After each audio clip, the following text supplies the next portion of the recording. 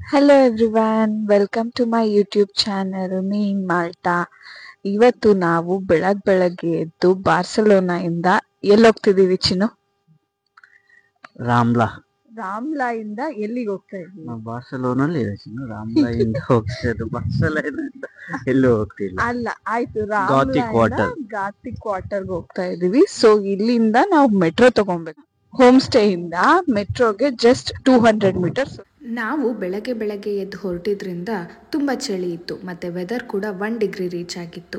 Next ನಾನು metro ಕಾರ್ಡ್ನ ಹೇಗೆ ಯೂಸ್ ಮಾಡೋದು ಅಂತ ಎಕ್ಸ್ಪ್ಲೇನ್ ಮಾಡಿದ್ದೀನಿ, ನೀವೇ ನೋಡಿ. ನಾವು 25 euros ಕೊಟ್ಟು ಪರ್ಚೇಸ್ ಮಾಡಿದ್ದೀವಿ. ಇದೊಂದು ಇದರಲ್ಲಿ ನೀವು ಬಾರ್ಸಲೋನಾದಲ್ಲಿ ಪಬ್ಲಿಕ್ ಟ್ರಾನ್ಸ್ಪೋರ್ಟ್ ಯೂಸ್ ಮಾಡ್ಕೊಂಡು ಎಲ್ಲಿ ಬೇಕಾದ್ರೂ ಓಡಾಡ್ಬೋದು. ಇಲ್ಲಿದೆ ಮೋಡ್ಸ್ ಆಫ್ ಟ್ರಾನ್ಸ್ಪೋರ್ಟ್ ನೋಡಿ, ಇಷ್ಟನ್ನು ಯೂಸ್ ಮಾಡ್ಬೋದು. ಮೆಟ್ರೋ, ಬಸ್, FST, ಆಮೇಲೆ ಏನಿದು ಟ್ರಾಂಪ್, ರೋಡ್ ಲೈನ್ಸ್. ಸೊ ಇಷ್ಟನ್ನು ನಾವು ಯೂಸ್ ಮಾಡ್ಬೋದು. ಈ ಟ್ರಾವೆಲ್ ಕಾರ್ಡ್ನ ಹೇಗೆ ಮತ್ತು ಎಲ್ಲಿ ಪರ್ಚೇಸ್ ಮಾಡಬೇಕು ಅಂತ ಆಲ್ರೆಡಿ ಒಂದು ಶಾರ್ಟ್ ವಿಡಿಯೋದಲ್ಲಿ ಅಪ್ಲೋಡ್ ಮಾಡಿದ್ದೀನಿ. ಇಂಟ್ರೆಸ್ಟ್ ಇರೋರು ಒಂದ್ಸತಿ ಚೆಕ್ ಮಾಡಿ. ರಾಮ್ಲಾ ಇಂದ ನಾವು ಮೆಟ್ರೋ ಹತ್ಕೊಂಡು ಬಂದಿದ್ದು ಗಾಥಿಕ್ ವಾಟರ್ಗೆ ನಡ್ಕೊಂಡು ಹೋಗ್ಬೇಕಂದ್ರೆ ಈ ಥರ ಪಾರಿವಾಳಗಳು ನಮ್ಮ ಕಣ್ಣಿಗೆ ಬಿತ್ತು. ಆ ಅಂಕಲಿಗೆ ಇಬ್ರು 1 euro ಕೊಟ್ಟು ಪಾರಿವಾಳಗಳಿಗೆಲ್ಲ ಫೀಡ್ ಮಾಡಿದ್ವಿ. ಈ ಎಕ್ಸ್ಪೀರಿಯನ್ಸ್ ಅಂತೂ ಯಾರೂ ಮಿಸ್ ಮಾಡ್ಕೊಳ್ಳೋ ಹಂಗಿಲ್ಲ. ಪಾರಿವಾಳಗಳಿಗೆ ಫೀಡ್ ಮಾಡಿ ಸುಸ್ತಾಗಿ ನಮಗೆ ನಾವು ಫೀಡ್ ಮಾಡ್ಕೊಳ್ಳೋಣ ಅಂತ ಬಂದಿದ್ದು ಕೆಫೆ ದಿ ಫಿನ್ಕಾಗೆ. ಕ್ರೊಸಾನ್ಸ್ ಲವರ್ಗಂತೂ ಈ ಕೆಫೆ ಹೇಳಿ ಮಾಡಿಸಿರೋ ಥರ ಇದೆ. ನೀವೇನಾದರೂ ಗಾಥಿಕ್ ವಾಟರ್ ಹತ್ರ ಇದ್ದರೆ ಅಥವಾ ಗಾಥಿಕ್ ವಾಟರ್ಗೆ ಹೋಗಬೇಕು ಅಂತ ಪ್ಲ್ಯಾನ್ ಮಾಡ್ತಿದ್ರೆ ಈ ಕೆಫೆ ಮಸ್ಟ್ ವಿಸಿಟ್ ಅಂತಲೇ ಹೇಳ್ಬೋದು. ಬ್ರೇಕ್ಫಾಸ್ಟ್ ತಿನ್ಕೊಂಡು ಇವಾಗ ನಮ್ಮ ಫಸ್ಟ್ ಲೊಕೇಶನ್ ಗಾಥಿಕ್ ವಾಟರ್ಗೆ ಎಂಟ್ರಾಕ್ಟ್.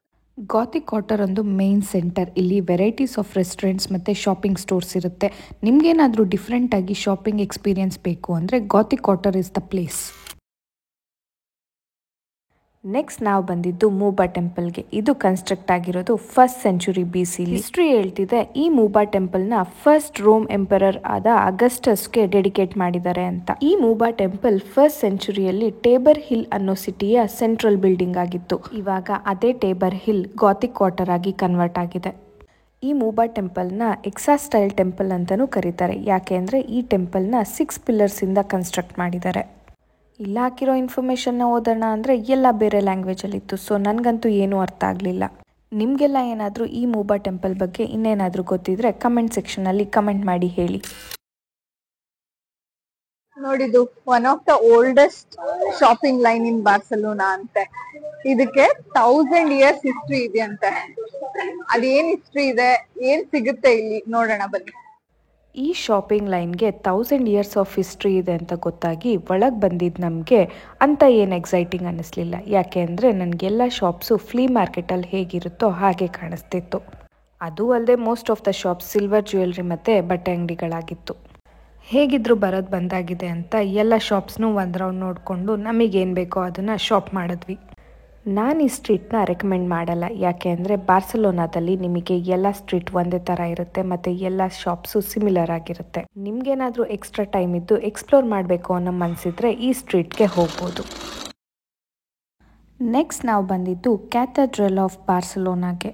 ಇದನ್ನು ಬಿಲ್ಡ್ ಮಾಡಿರೋದು 13th ಇಂದ 15th ಸೆಂಚುರಿ ಒಳಗೆ. ಇದನ್ನು ನೋಡಿದ್ರೇ ಗೊತ್ತಾಗ್ತಾ ಇದೆ ಇದು ಆಗಿನ ಕಾಲದ ಬಿಲ್ಡಿಂಗ್ ಅಂತ. ಮತ್ತು ಸಣ್ಣ ಡೀಟೇಲಿಂಗಿಗೂ ತುಂಬ ಇಂಪಾರ್ಟೆನ್ಸ್ ಕೊಟ್ಟಿದ್ದಾರೆ. ವೇಟಿಂಗ್ ಪೀರಿಯಡ್ ತುಂಬ ಇದ್ದಿದ್ದಕ್ಕೆ ನಮಗಂತೂ ಒಳಗೆ ಹೋಗೋಕ್ಕಾಗಲಿಲ್ಲ. ನಿಮಗೇನಾದರೂ ಟೈಮ್ ಇದ್ದರೆ ಖಂಡಿತ ಒಳಗೋಗಿ ನೋಡ್ಕೊಂಬನ್ನಿ. ಮಧ್ಯಾಹ್ನದ ಲಂಚಿಗೆ ನಾವು ಬಂದಿದ್ದು ಔಟ್ ಆಫ್ ಇಂಡಿಯಾ ಅನ್ನೋ ಇಂಡಿಯನ್ ರೆಸ್ಟೋರೆಂಟ್ಗೆ. ನಾವು ಇಂಡಿಯನ್ಸ್ ಎಲ್ಲೋದ್ರೂ ಇಂಡಿಯನ್ ರೆಸ್ಟೋರೆಂಟ್ಸ್ನ ಹುಡ್ಕೋದು ಬಿಡಲ್ಲ. ಸ್ಯಾಂಪಲ್ಗೆ ಅಂತ ಫಸ್ಟ್ 1 ಪ್ಲೇಟ್ ಪಾನಿಪುರಿ ಆರ್ಡ್ರ್ ಮಾಡಿದ್ದು ನಾವು. ಟೇಸ್ಟ್ ಸೂಪರ್ ಆಗಿತ್ತು ಅಂತ ಮೇನ್ ಡಿಶ್ ಕೂಡ ಆರ್ಡ್ರ್ ಮಾಡಿದ್ವಿ. ಟೇಸ್ಟ್ ವೈಸ್ ಹೇಳಬೇಕು ಅಂದ್ರೂ ಸೂಪರ್ ಆಗಿತ್ತು. ಚೆನ್ನಾಗಿದ್ದಕ್ಕೆ ಇಬ್ರು ಸಖತ್ತಾಗೆ ಬ್ಯಾಟಿಂಗ್ ಮಾಡಿದ್ವಿ. ಯಾರಾದರೂ ನೆಕ್ಸ್ಟ್ ಟೈಮ್ ಬಾರ್ಸಲೋನಾಗೆ ಬಂದರೆ ಇಂಡಿಯನ್ ರೆಸ್ಟೋರೆಂಟೇ ಬೇಕು ಅಂತ ಹುಡುಕ್ತಿದ್ರೆ ಈ ಪ್ಲೇಸ್ ಅಂತೂ 100% ರೆಕಮೆಂಡೆಡ್. ಫುಡ್ ಇಷ್ಟು ಚೆನ್ನಾಗಿದ್ಮೇಲೆ ಬಿಲ್ ಕೂಡ ಅಷ್ಟೇ ಚೆನ್ನಾಗಿರ್ಬೇಕಲ್ಲ. ಸೊ ಇಬ್ರಿಗೂ ಸೇರಿ 51 euros ಆಯಿತು. ಸಂಜೆ ನಾವು ಬಂದಿದ್ದು ಮೌಂಟ್ ಜ್ಯೂಕ್ ಕೇಬಲ್ ಕಾರ್ಸ್ಗೆ. ಇಲ್ಲಿ ಪರ್ ಪರ್ಸನ್ 17 euros ಚಾರ್ಜ್ ಮಾಡ್ತಾರೆ, ಅದು ರೌಂಡ್ ಟ್ರಿಪ್ಗೆ. ಈ ಕೇಬಲ್ ಕಾರ್ಸಿಂದ ಕಾಣೋ ವ್ಯೂ ನೆಕ್ಸ್ಟ್ ಲೆವೆಲ್ ಅಂತಾನೆ ಹೇಳ್ಬೋದು. ಅದರಲ್ಲೂ ಸಂಜೆ ಹೊತ್ತು ಬಂದರೆ ಮಾತ್ರ ವ್ಯೂ ತುಂಬ ಚೆನ್ನಾಗಿ ಕಾಣುತ್ತೆ. ಸೊ ಯಾರಾದರೂ ಬಾರ್ಸಲೋನಾ ಟ್ರಿಪ್ ಪ್ಲ್ಯಾನ್ ಮಾಡ್ತಾ ಇದ್ರೆ ಈ ಮೌಂಟ್ ಜ್ಯೂಕ್ ಕೇಬಲ್ ಕಾರ್ಸ್ನ 100% ನಿಮ್ಮ ಲಿಸ್ಟಲ್ಲಿ ಆ್ಯಡ್ ಮಾಡ್ಕೊಳ್ಳಿ. ಈ ವ್ಯೂ ಇಂದ ಪೈಸಾ ವಸೂಲಂತೂ ಆಗೇ ಆಗುತ್ತೆ. ಬಾರ್ಸಲೋನಾಗೆ ಬಂದಮೇಲೆ ಫುಟ್ಬಾಲ್ ಕ್ಲಬ್ ಅಂತೂ ಮಿಸ್ ಮಾಡೋಕ್ಕಾಗೋದೇ ಇಲ್ಲ. ಎಂಥವ್ರಿಗೆ ಆದರೂ ಗೊತ್ತಿರುತ್ತೆ ಫುಟ್ಬಾಲ್ ಕ್ಲಬ್ ಬಾರ್ಸಲೋನಾದಲ್ಲಿ ಎಷ್ಟು ಫೇಮಸ್ ಅಂತ.